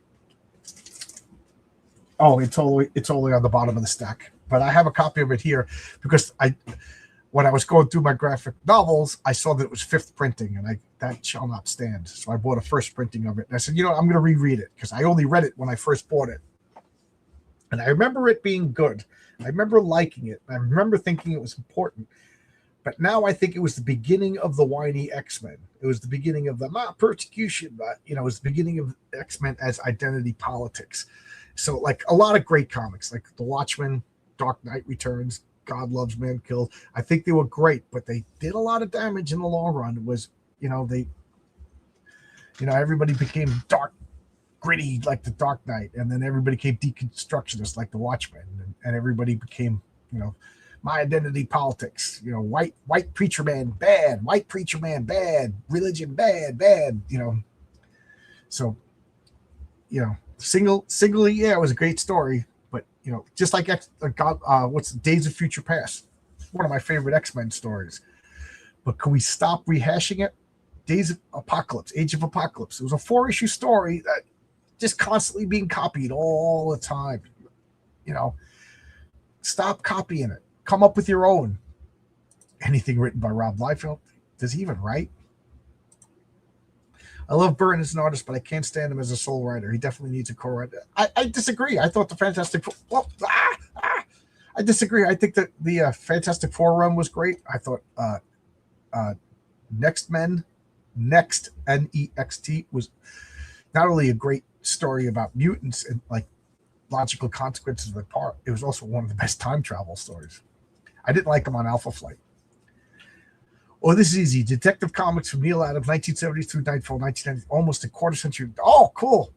I admit I didn't buy. I think 400 is the first X-Men comic I bought. And I think that was written by Harlan Ellison. I think. On the greatest interrupted, wow, I'm talking almost 2 hours. On the greatest interrupted runs, Mark Gruenwald and Captain America, 127 issues of greatness. Gruenwald is a great. I got to agree with you. Gruenwald isn't brought up enough as a great writer in comics. You're right. You're right. Blah, blah, blah, blah, blah. I need a sip of coffee. Oh, that's delicious.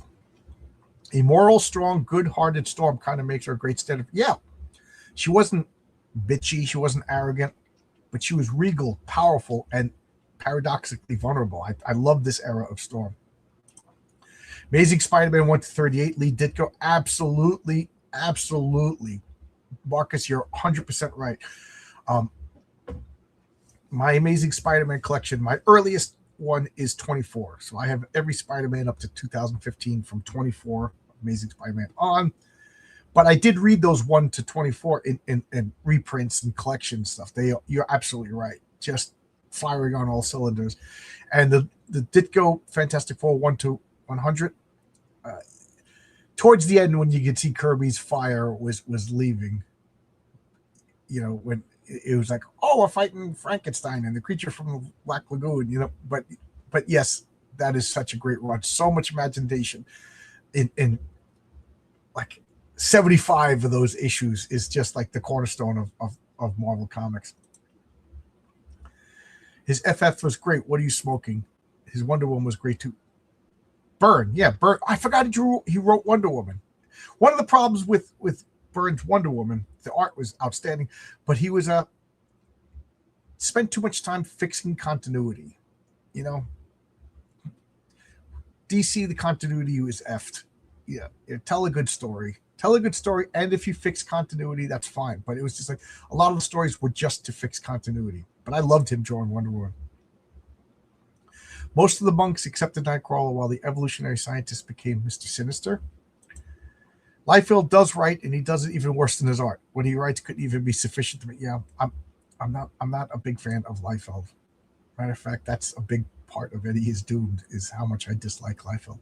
I heard that they changed Nightcrawler from a Catholic to a Satanist. There you go. Doesn't surprise me. Next thing, we're going to find out that Krakatoa is really Epstein Island, right? Love me some Amazing Spider-Man. Frank Miller's Daredevil is another one. Yes. I think Frank Miller's 2 runs on Daredevil are his best work. And that makes it some of the best comic book works ever. Marcus isn't just right. He's right to the extreme. Storm after Mohawk haircut was awful. Yeah. I liked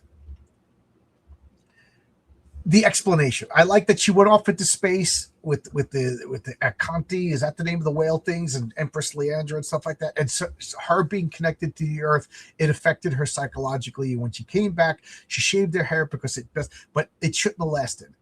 It's like those typical comic book things where we change the status quo and then make a big deal going back to normal.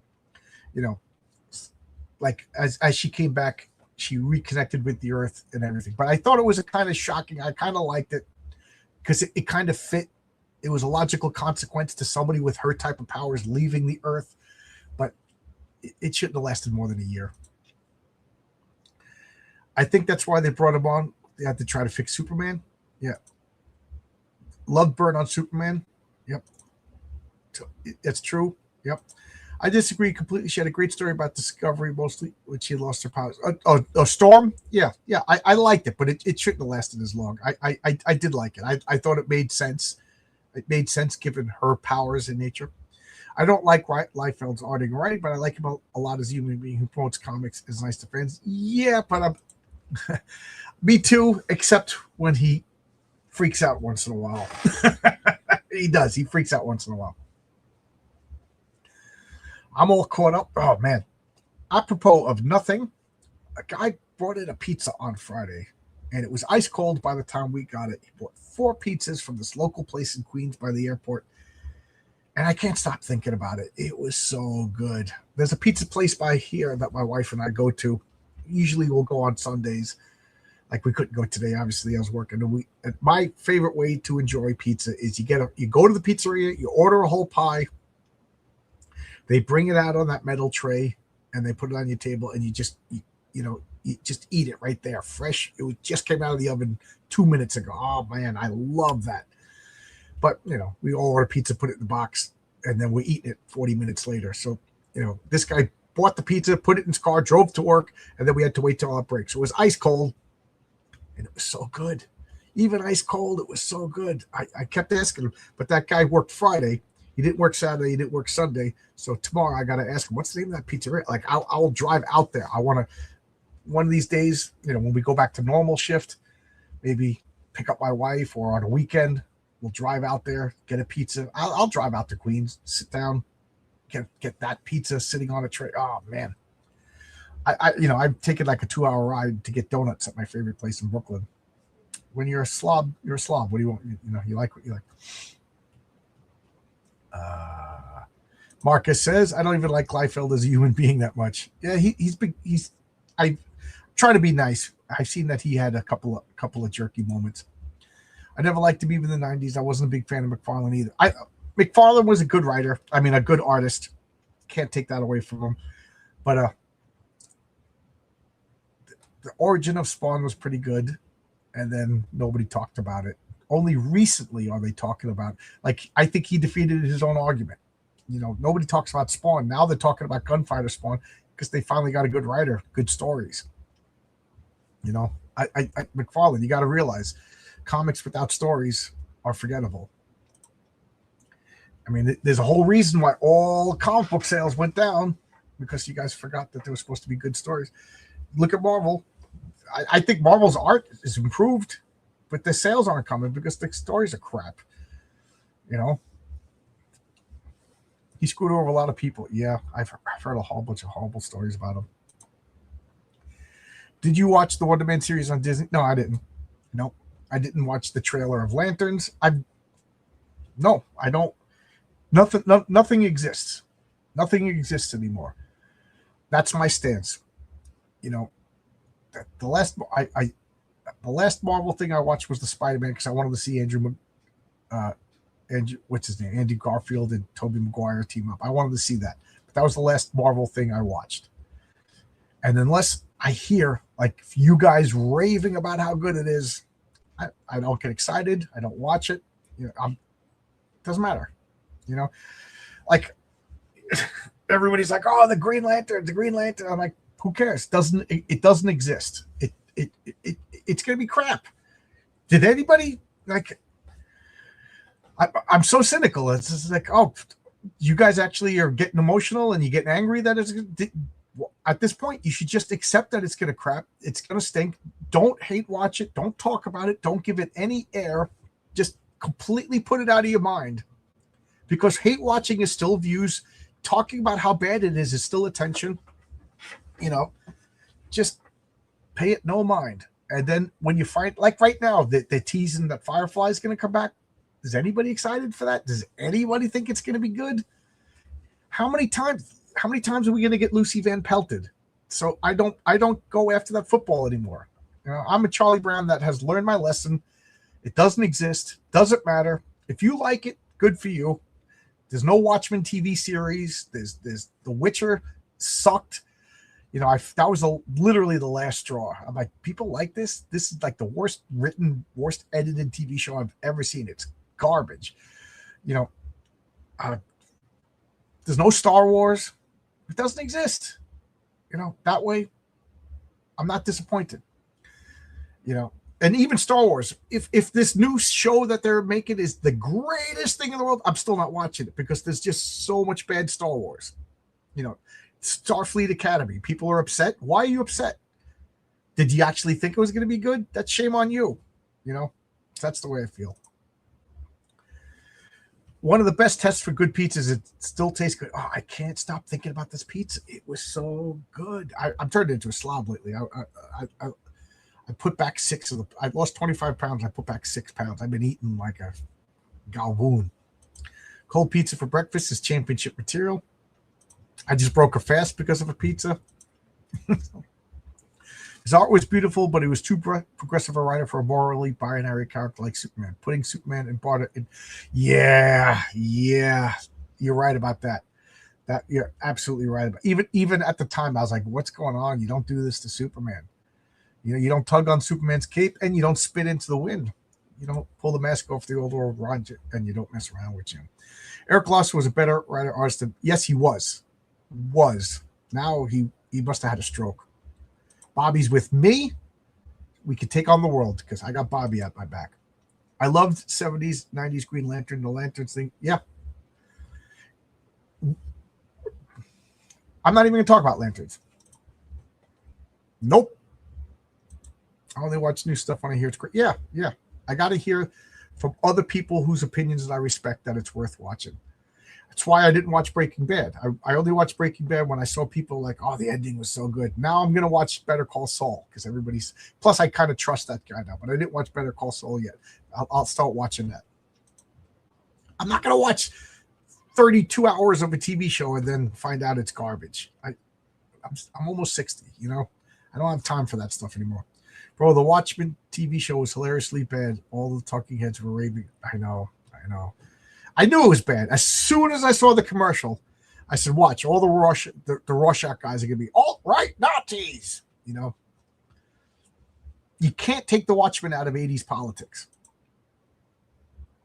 I can't watch Peanuts because Lucy is such a bitch. I've hated her since I was 6. She's one of the most animated villains of all time. Hope she burns it. So, you know who else stinks? Linus. Can't stand Linus. You know who else stinks? Snoopy. Charlie Brown is awesome. I love Charlie Brown. He's just this anxious, nervous kid trying to get along through life. The first couple of years, he was kind of a jerky, cool kid, and then all of a sudden he became Charles Schultz. And then Lucy, we understand Lucy, but Linus is such a farewell friend. He's all nice to Charlie Brown whenever Charlie Brown and him together, but anybody else around, Linus is laughing at him and pointing at him. I don't like Linus. And then Snoopy. Charlie Brown's always feeding you, gives you a house, took you from the Daisy Hill puppy farm, and one of the most heartbreaking little cartoons ever was that Snoopy come home when he went back to live with this original. Oh, heartbreaking. I was crying as a little kid. And then Snoopy's pointing at him and laughing at him. Snoopy should be biting Lucy. Defend him, You backstabbing. I don't like Snoopy. I hate the Watchmen comic though, so okay, there you go. Laughing. I only liked Larson on Spidey. That's it. I will say, like, the first 200 issues of Savage Dragon were a lot of fun. His art deteriorated, but it was fun for the longest time. Now I just buy it because I'm crazy, and I just every issue I'm like, why do I buy this? And then I buy the next one. I'm not proud of myself. I really enjoyed Larson's run on Spidey, especially Sinister Six. Watch True Detective Season 1. Yeah, I did watch Season 1. I did not watch Season 2. I really enjoyed Season 1. And it was funny because once they mentioned Carcosa, I said, and the guy has spaghetti on his face. I'm like, this is Lovecraft. I said, this is going to end weird. So everybody didn't like the ending, the guys that I worked with, because the portal and all that stuff. But I knew it was going to end like something like that. I didn't know exactly, but I knew something like that. I'd rather have a show end early than end bad. Yes, leave them wanting more. All Charlie Brown got was a rock. Marcy is off. Yeah, Marcy's cool. I like Marcy. Marcy, Lucy, leave Schroeder alone. He just wants to play the piano. Leave him alone. Okay? Leave him alone. He's not into you. I agree. Larson used to have fun factor. Yes, I agree. Savage Dragon was one of the best comics at one time. I love it when Spidey became Captain Universe and fourth Super Sentinel. Yeah, I remember that.